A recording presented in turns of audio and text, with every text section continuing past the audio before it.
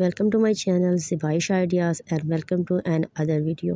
अस्सलाम वालेकुम फ्रेंड्स, कैसे हैं आप सब। उम्मीद करती हूँ आप सब खैरियत से होंगे।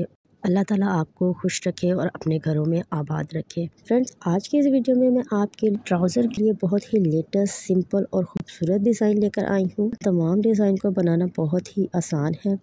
आप इन डिज़ाइन को या तो खुद बना सकते हैं या फिर अपने टेलर को देकर इन डिज़ाइन को बनवा सकते हैं।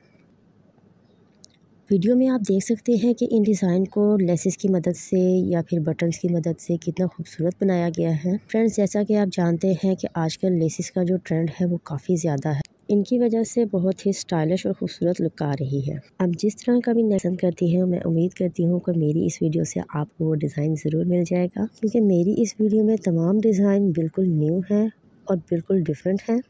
ये वीडियो स्पेशल आपके लिए है। इस वीडियो में बहुत से आपके लिए यूनिक आइडियाज़ मैं लेकर आई हूँ, इसलिए इस वीडियो को एंड तक देखिए।